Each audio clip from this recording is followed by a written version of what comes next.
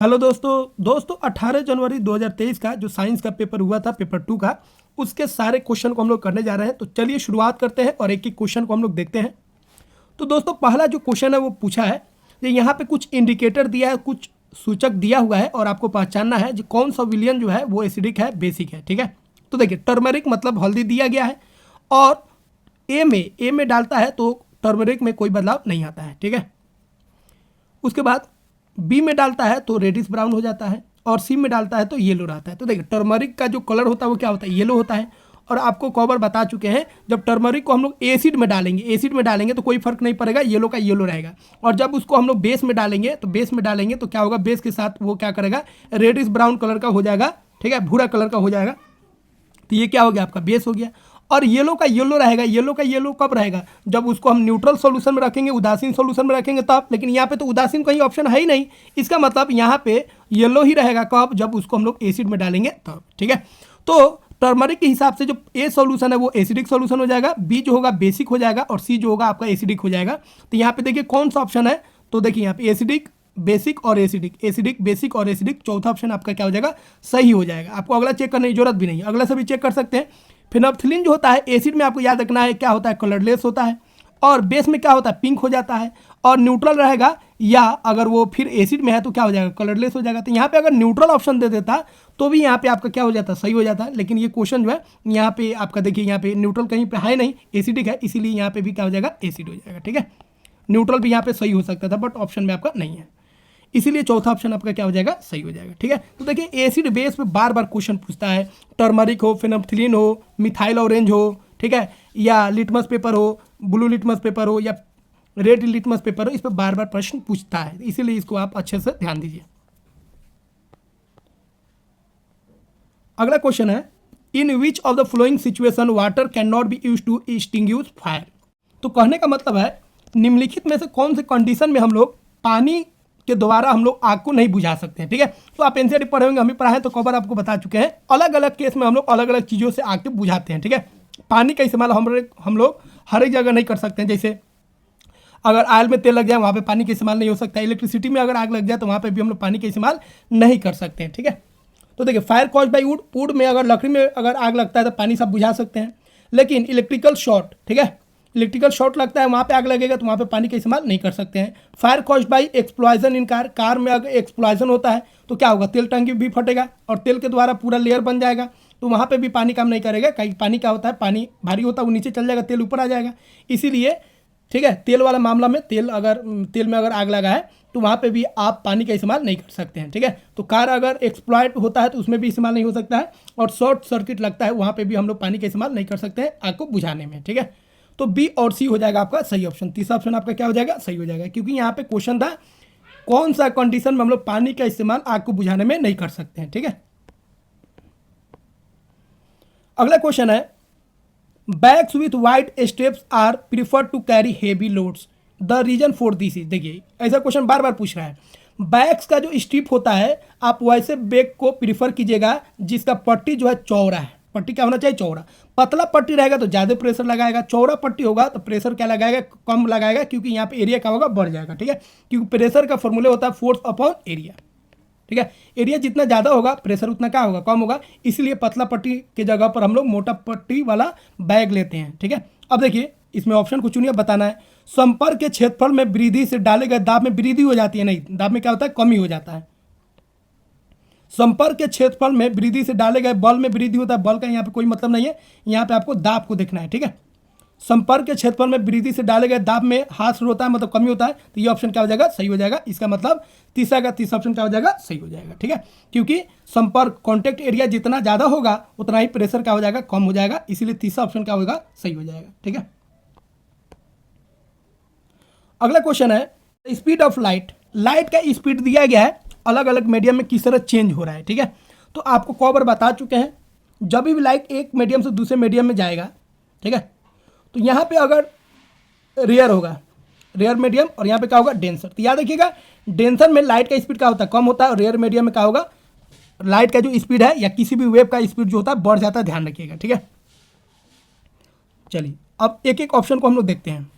अब ए से बी जाता है, ठीक है, ए से बी जाता है तो वृद्धि हो जाता है। अब देखिए ए से बी गया, वृद्धि हो गया, मतलब बी क्या हो गया, बी हो गया आपका रेयर, ठीक है, और ए क्या हो गया आपका डेंसर, मतलब ज़्यादा घना होगा, तब तो स्पीड बढ़ गया।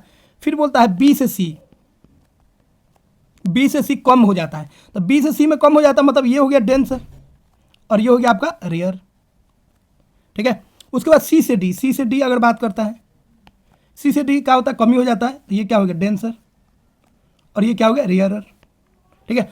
अब कहता है माध्यमों के प्रकाशीय घनत्व के घटते क्रम को निम्न में कौन सा सही प्रकार से दर्शाता है, ठीक है। घनत्व के घटते क्रम में आपको सजाना है, ठीक है। तो देखिए सबसे ज़्यादा डेंसर कौन हो गया, देखिए ये हो गया डेंसर, ए के बाद डेंसर कौन है, देखिए सी भी है और डी भी है, लेकिन सी से ज़्यादा डेंसर कौन है, डी, ए के बाद आ जाएगा डी, उसके बाद कौन आएगा सी, और सबसे कम कौन हो जाएगा बी, तो ए डी सी बी, तो ए डी सी बी, यहाँ पे देखिए ये ऑप्शन क्या हो जाएगा, सही हो जाएगा। ये बहुत ही अच्छा क्वेश्चन था, बहुत ही मतलब नया टाइप का क्वेश्चन था ये, तो इस तरीके से आप समझ सकते हैं। सिंपल यहाँ पे नियम लगा है, जब लाइट रेयर से डेंसर में जाएगा तो स्पीड क्या हो जाएगा, कम हो जाएगा, और जब डेंसर से रेयर की तरफ जाएगा तो स्पीड क्या होगा, बढ़ जाएगा, याद रखिएगा, ठीक है। डेंसर मतलब होता है घना, घना में जाएगा तो दब जाएगा, इसे समझना, और रेयर में क्या होता है, कम घना होता है, तो वहाँ पे लाइट क्या होगा, भाग जाएगा, मतलब स्पीड उसका बढ़ जाएगा, ठीक है।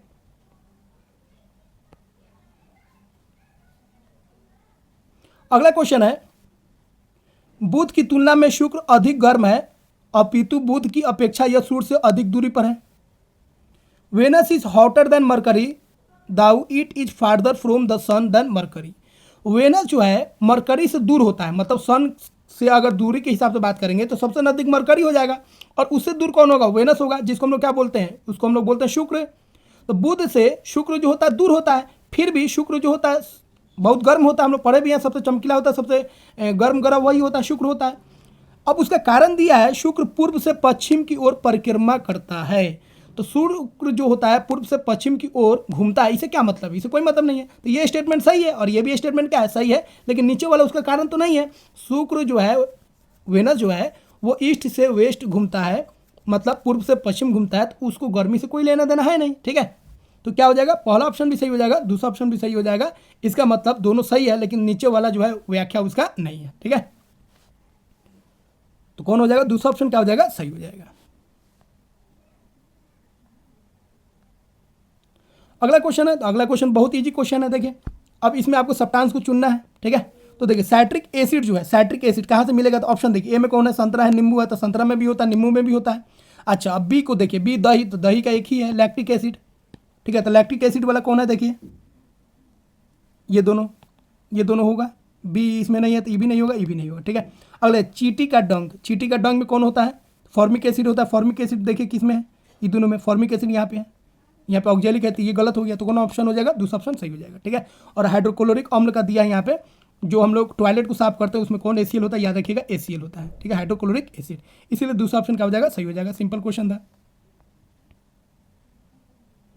अगला क्वेश्चन है, identify the set of mixture, ठीक है, इसमें से मिश्रण का सेट को बताना है, ये सभी मिश्रण हो, ठीक है। तो देखिए एकदम आसानी से पहचान सकते हैं, एयर मिश्रण है, ब्लड मिश्रण है, सॉइल मिश्रण है, टूथपेस्ट मिश्रण है, लेकिन साइट्रिक एसिड क्या है, ये मिश्रण नहीं है, यह क्या है, कंपाउंड है, यौगिक है, ठीक है। तो ये क्या हो जाएगा, गलत हो जाएगा। अगला देखिए मार्बल, ये भी यौगिक है, ये भी गलत हो जाएगा। अगला बेकिंग सोडा, ये भी यौगिक है, ये भी गलत हो जाएगा, ठीक है। पूरा का पूरा होना चाहिए मिश्रण, सैंड मिश्रण है, टैप वाटर भी मिश्रण होता है, ठीक है। वही टैप वाटर की जगह पर अगर बोलेगा डिस्टिल वाटर तो वो क्या हो जाएगा, कंपाउंड हो जाएगा, यौगिक हो जाएगा। ब्लड भी क्या है, मिश्रण है, और एयर भी क्या है, मिश्रण, तो चौथा ऑप्शन क्या हो जाएगा, सही हो जाएगा।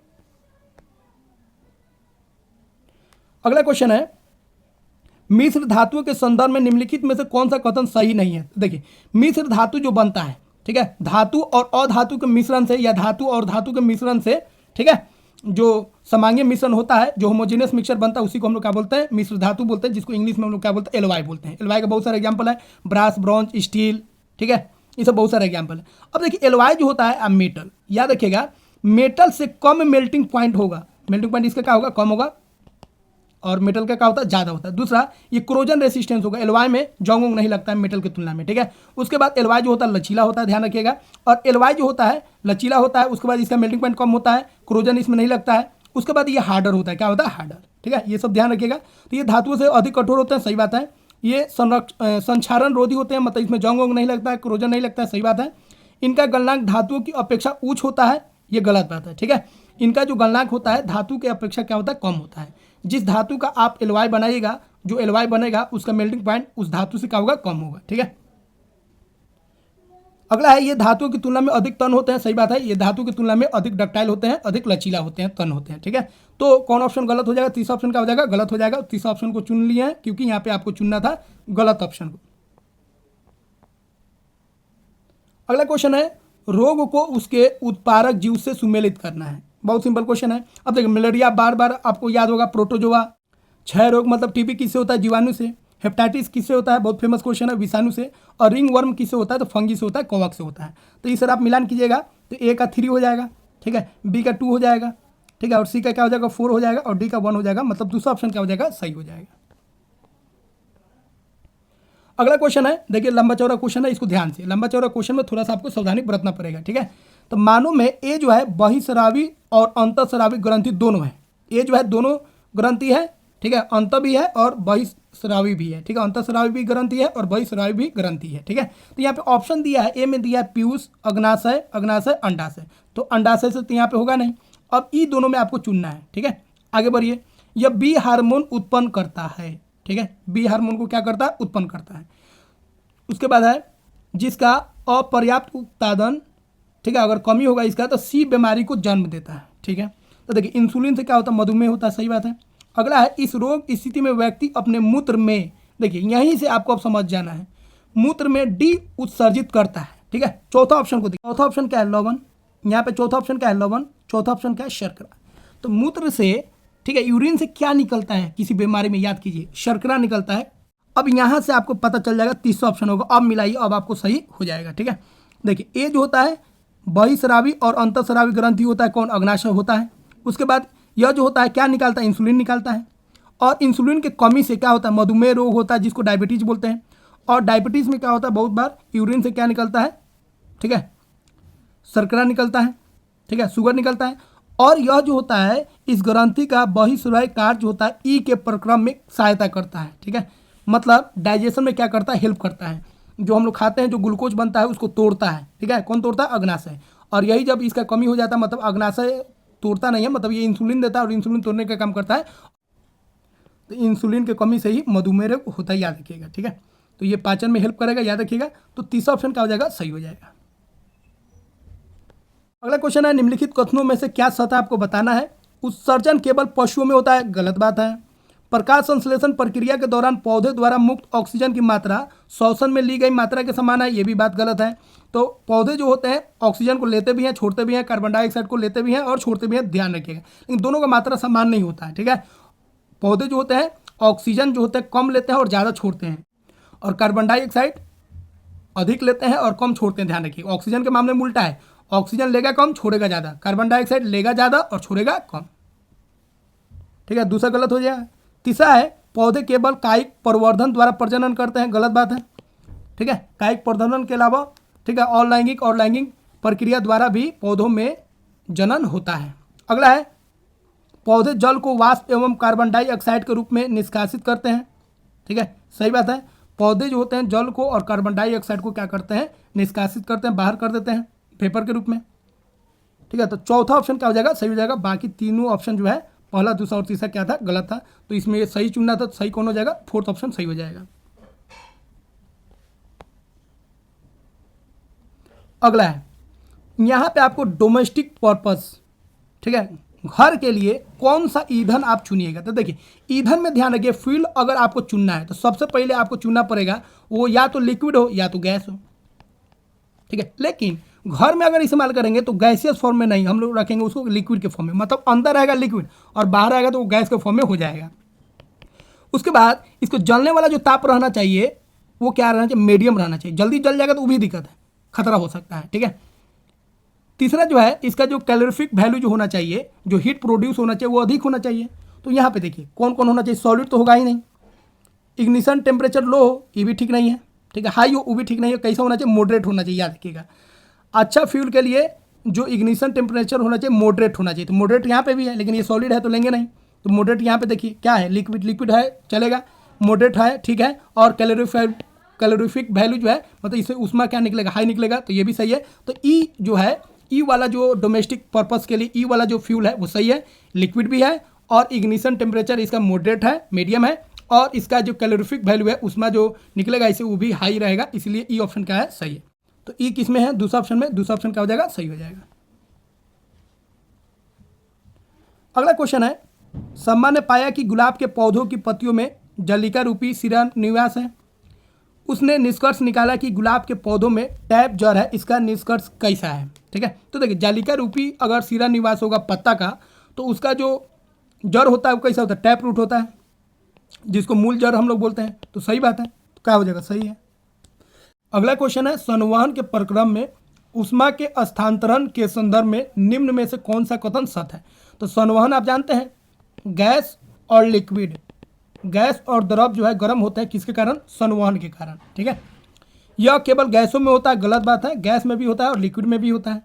अगला है, भौतिक संपर्क आवश्यक नहीं है। तो संवहन में याद रखिएगा भौतिक संपर्क का कोई अनिवार्य नहीं, भौतिक संपर्क केवल किस में होता है, चालन में होता है। कोई चीज़ को, किसी धातु को अगर गर्म कर रहा है तो इसमें संपर्क जरूरी है, ये गर्म होगा, ये गर्म होगा, ये गर्म होगा। ठीक है, लेकिन जो संवहन है या विकिरण जो होता है उसमें, ठीक है, भौतिक संपर्क कोई आवश्यक नहीं है, तो ये सही हो जाएगा। अगला है, ऊष्मा का स्थानांतरण कणों की कंपायन गति से होता है, कौन ऐसे ऐसे कंपन करते हैं तब ये ऊष्मा यहाँ से वहाँ जाता है, गलत बात है। ये किस में होता है, चालन में। चालन में जो परमाणु होते हैं, अणु जो होते हैं ऐसे ऐसे वाइब्रेट करते हैं और इससे क्या होता है, ऊष्मा ट्रांसफर होता है या विद्युत जो होता है ट्रांसफर होता है। ठीक है, तो ऊष्मा का स्थानांतरण जो होता है कणों के कांपने से नहीं होता है। ठीक है, तो यहाँ पे संवहन के लिए गलत हो जाएगा, तो कौन ऑप्शन सही हो जाएगा, केवल सी ऑप्शन क्या है सही हो जाएगा। ठीक है, तो मतलब दूसरा ऑप्शन क्या हो जाएगा, सही हो जाएगा। अगला क्वेश्चन है, दो समरूप सर्प, एक ए है और एक बी है। ठीक है, ए चौड़ी कुंडली द्वारा गति कर रहा है, ए ऐसे चल रहा है, चौड़ी कुंडली का मतलब हो गया खूब घूम कर ऐसे ऐसे। ठीक है, सांप ऐसे जा रहा है, और बी जो है संकरी कुंडली, पतला कुंडली बना रहा है, मतलब मान के चलिए ऐसे। ठीक है, यहाँ पे देखिए खूब घूम रहा है, तो कौन सा तेज गति से चलेगा। तो देखिए यहाँ पे ध्यान रखिएगा, बहुत ही स्पेशल क्वेश्चन है। अगर सांप ज़्यादा चौड़ा होकर चलेगा, ऐसे चलेगा, तो इसका स्पीड क्या होगा, कम हो जाएगा। ठीक है, इसमें स्पीड कम हो जाएगा, और ऐसे चलेगा तो इसमें स्पीड क्या होगा, बढ़ जाएगा। सांप सीधा चल ही नहीं सकता, ध्यान रखिएगा, सांप कभी भी सीधा नहीं चल सकता है, क्योंकि इसके बीच में, वलय के बीच में संकुचन और मतलब कॉन्ट्रैक्शन और एक्सपेंशन होता है, उसके कारण सांप आगे बढ़ता है। इसीलिए सीधा सांप चल ही नहीं सकता है, बिना घूमे हुए सांप जा ही नहीं सकता है। इसीलिए ऐसे होगा तो कम स्पीड हो जाएगा, और ऐसे होगा तो उसका स्पीड क्या होगा, ज़्यादा होगा। तो बी ऑप्शन क्या हो जाएगा, सही हो जाएगा। अगला क्वेश्चन है, यह देखा गया है कि एक अनावेशित पिंड x किसी आवेशित पिंड y के विपरीत आवेश उत्सर्जित करता है, आवेशित करने की विधि है। तो देखिए x में क्या है, अनावेशित, कोई चार्ज नहीं है। ठीक है, और y में क्या है, चार्ज, यहाँ पे क्या है, चार्ज। ठीक है, अब देखिए इसको क्या कीजिएगा, अगर रब कीजिएगा तो इसमें चार्ज आ जाएगा, ये चार्ज ट्रांसफर हो सकता है। तो एक हो गया घर्षण के कारण, अगर आप रगड़ रहे हैं तो इसमें चार्ज आ जाएगा। दूसरा ध्यान रखेंगे, इसके द्वारा इंडक्शन, प्रेरण जिसको बोलते हैं, तो इसमें भी चार्ज आ जाएगा, किसके कारण, इंडक्शन के कारण। एक हो जाएगा घर्षण, और इंडक्शन के कारण अगर एक चार्ज है तो दूसरे में चार्ज आ सकता है। ठीक है, एक में चार्ज नहीं है, नो चार्ज, और वाई में चार्ज है, तो ये दोनों में चार्ज ट्रांसफर हो सकता है, एक दूसरे को रगड़िएगा तब आ जाएगा, और दूसरा इंडक्शन के द्वारा भी यहाँ पे चार्ज आ जाएगा। ठीक है, तो तीसरा ऑप्शन क्या हो जाएगा, सही हो जाएगा। अगला क्वेश्चन है, निम्नलिखित में से कौन सा कथन सत्य है। ठीक है, जलीय पौधों का तना पतला होता है, सही बात है, लचीला होता है, कहीं पानी के साथ वो बह सके। ठीक है, क्योंकि अगर लचीला नहीं होगा तो पानी का बहाव अगर तेज होगा तो टूट जाएंगे, तो ये बात क्या हो गया, सही हो गया। पलवाम मतलब stomata in floating plants are present only on upper surface of leaf. देखिए ये बहुत नई जानकारी है, एनसीईआरटी में नहीं है, तो ये ध्यान रखिएगा। जल में जो पौधे होते हैं उनके पत्ता के ऊपर होता है स्टोमाटा, नीचे नहीं होता, ओनली ऑन, केवल ऊपर होता है। सही बात है, क्योंकि नीचे वाला पोर्शन जो होता है पानी के टच में है। ठीक है, पानी के टच में है, तो नीचे से ऑक्सीजन वो ले नहीं सकता है, ऑक्सीजन तो उसको ऊपर से चाहिए, या कार्बन डाइऑक्साइड गैस अगर लेना हो, ऑक्सीजन निकालना हो, तो नीचे तो जाएगा नहीं। इसीलिए स्टोमाटा जो होता है केवल ऊपर प्रेजेंट होता है, नीचे प्रेजेंट नहीं होता है, ध्यान रखिएगा, बहुत नई जानकारी है। जे जलीय पौधा जो होते हैं उनके पत्तों में स्टोमाटा जो होता है केवल ऊपर वाले सरफेस पे होता है, नीचे वाले सतह पर नहीं होता है। तो यहाँ पे पहला ऑप्शन जो है सही होगा, दूसरा ऑप्शन भी क्या हो जाएगा, सही हो जाएगा। ठीक है, तो कौन ऑप्शन सही हो जाएगा, तीसरा ऑप्शन क्या होगा, सही हो जाएगा। अगला क्वेश्चन है air friction acting on A falling object is, गिरती हुई वस्तु, कोई वस्तु अगर गिर रहा है तो एयर का जो फ्रिक्शन है, ये हवा है मान लीजिए, तो इसका फ्रिक्शन कैसे लगेगा, ऐसे लगेगा, क्योंकि बॉडी जब भी मूव करता है फ्रिक्शन उसके उल्टा डायरेक्शन में लगता है। तो गुरुत्व क्या कर रहा है, गुरुत्व नीचे खींच रहा है और फ्रिक्शन क्या कर रहा है, ऊपर की ओर ढकेल रहा है। तो गिरती हुई वस्तु पर जो वायु घर्षण होगा, याद रखिएगा मोस्ट इंपोर्टेंट है, हमेशा गुरुत्व की विपरीत दिशा में ही लगेगा। ठीक है, कहीं गुरुत्व नीचे बुला रहा है और हवा जो है उसको ऊपर ढकेल रहा है। ठीक है, तो दूसरा ऑप्शन क्या हो जाएगा, सही हो जाएगा। अगला क्वेश्चन है निम्नलिखित में से किस स्थिति में किसी वस्तु की दूरी समय ग्राफ एक सीधी रेखा होती है। याद रखिएगा, बार बार क्वेश्चन पूछता है, दूरी समय ग्राफ जो होता है या तो क्या होगा, सीधी रेखा बोला, ऐसे हो सकता है या ऐसे हो सकता है, दोनों में सीधी रेखा है। ये होगा तो यहाँ पे जो मोशन होगा, जो गति होगा वो कैसा होगा, यूनिफॉर्म होगा, यूनिफॉर्म मोशन। और इसमें क्या होगा, बॉडी रेस्ट में होगा, बॉडी एट रेस्ट। ठीक है, तो दोनों केस में वस्तु विराम अवस्था में तभी लीनियर बनेगा, सही बात है। वस्तु एक समान चाल से गति कर रही है तभी बनेगा, वस्तु असमान चाल से नहीं होगा, वस्तु का त्वरण एक समान से भी नहीं होगा। तो दोनों ग्राफ पे बार बार क्वेश्चन पूछता है। ठीक है, तो समय दूरी ग्राफ जो है वो अगर सीधी रेखा में है, ऐसे हो सकता है या ऐसे हो सकता है, तो याद रखिएगा यूनिफॉर्म मोशन होगा और बॉडी एट रेस्ट। ठीक है, तो क्या हो जाएगा आपका ए और बी सही हो जाएगा, तो तीसरा ऑप्शन क्या हो जाएगा, सही हो जाएगा। लास्ट क्वेश्चन है, सिंपल क्वेश्चन है, kaleidoscope is based on the principle of, kaleidoscope जो होता है किस नियम पर आधारित होता है, तो याद रखिएगा सिंपल क्वेश्चन है, ये एक तरह का डिवाइस होता है जो बेस्ड होता है किस पर, रिफ्लेक्शन ऑफ लाइट पर। किस पर, रिफ्लेक्शन ऑफ लाइट पर ही क्या होता है, बेस्ड होता है, याद रखिएगा। तो तीसरा ऑप्शन सही हो जाएगा। तो दोस्तों इस तरह हम लोग 20 क्वेश्चन को कंप्लीट कर चुके हैं। दोस्तों आशा करते हैं यह वीडियो आपको काफ़ी अच्छा लगा होगा, और वीडियो को लाइक नहीं किए हैं तो लाइक कीजिए, और चैनल को सब्सक्राइब अभी तक नहीं किए हैं तो सब्सक्राइब कीजिए। दोस्तों मिलते हैं अगले वीडियो में। जय हिंद दोस्तों, जय हिंद दोस्तों।